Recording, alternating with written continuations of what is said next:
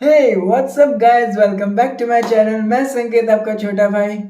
आपसे रिक्वेस्ट करता हूँ कि इस वीडियो को पूरा एंड तक देखना, बहुत मजा आएगा, सही बता रहा हूँ। ये देखिए मेरी नई टी शर्ट है, ये मैंने कस्टमाइज करके बनवाई है। कैसे लगी नीचे कमेंट सेक्शन में ज़रूर बताना। आज मैं आपको बताने वाला हूँ कुछ ऐसी बातें जो आपके लिए जाननी बहुत ज़रूरी हैं। तो चलिए आज का रंगारंग कार्यक्रम शुरू करते हैं। हमारी पृथ्वी विभिन्न प्रकार के जीव जंतुओं का बसेरा है। इनमें अनेकों फर्क हैं, मगर इन सब में एक समानता है। ये सब सेल्स यानी कोशिकाओं से बने हैं। बायोलॉजी यानी जीव विज्ञान में सेल्स का उतना ही महत्व है जैसे रसायन विज्ञान में रसायनों का होता है। सेल्स बनते हैं बायोमॉलिक्यूल्स यानी जीवाणुओं से। बायोमॉलिक्यूल्स बनते हैं मॉलिक्यूल्स यानी अणुओं से। मॉलिक्यूल्स बनते हैं एलिमेंट्स से और एलिमेंट्स बनते हैं एटम्स यानी परमाणुओं से। सेल्स हर प्राणी के कर्ता धर्ता होते हैं, पर ये इतने महीन होते हैं कि इन्हें देखने के लिए माइक्रोस्कोप का प्रयोग करना पड़ता है। एक शरीर में भी कई तरह के सेल्स होते हैं जो कि मिलजुल के शरीर के सारे काम करते हैं। सेल्स के अंदर भी एक अलग ही दुनिया बसती है और आज हम इसी के बारे में विस्तार से जानेंगे।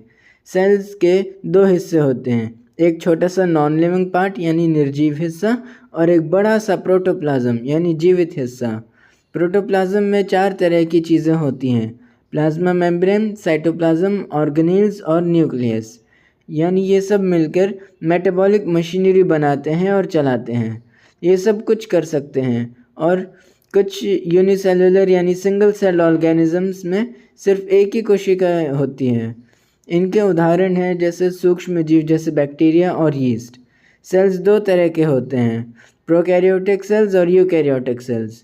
प्रोकैरियोटिक सेल्स काफ़ी पुराने से होते हैं, जिनमें मिलियंस ऑफ ईयर्स के एवोल्यूशन यानी करोड़ों सालों के क्रमिक विकास के बावजूद भी ज़्यादा बदलाव नहीं आए।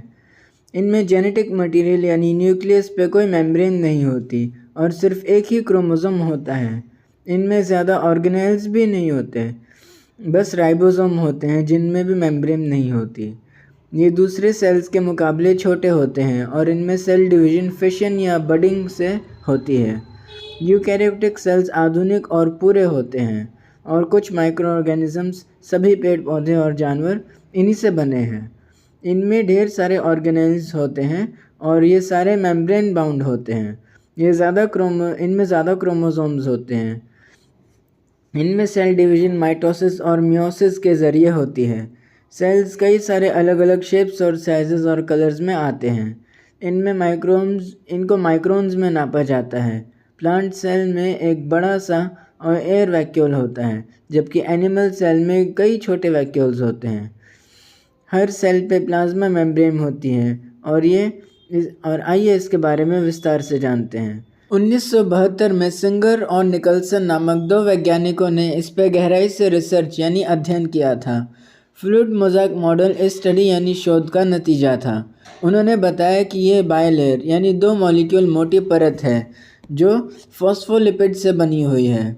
इस फॉस्फोलिपिड के समुद्र में कई प्रोटीन आइसबर्ग की तरह तैरते हुए दिखाई देते हैं।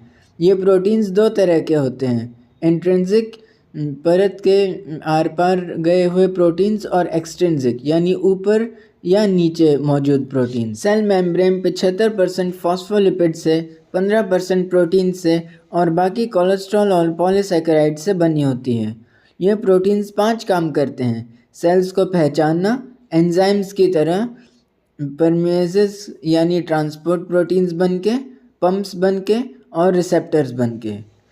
प्लाज्मा मेम्ब्रेन को सेलेक्टिवली परमिएबल मेम्ब्रेन भी कहा जाता है क्योंकि इसके प्रोटीन्स कुछ ही बायोमॉलिक्यूल्स को अंदर बाहर आने जाने देते हैं। बाकी चीज़ों की एंट्री और एग्जिट बैन है और ये काम करने के लिए ये 2 तरीके अपनाते हैं, डिफ्यूजन और ऑस्मोसिस। इन दोनों के बारे में हम अगले ज्ञान वीडियो में विस्तार से चर्चा करेंगे। आज का शाउट आउट जाता है बलजीत शर्मा जी को। Thank you very much. मेरे इस वीडियो को लाइक, कमेंट और शेयर कर देना। चैनल पे नए हो तो सब्सक्राइब करके जाना। मेरे चैनल नेम पे क्लिक करके मेरे बाकी वीडियोस भी देखना। तो आज के लिए बस इतना ही, मगर हम मेरा ही प्यार के फिर मिलेंगे चलते चलते। जय हिंद, वंदे मातरम, भारत माता की जय हो।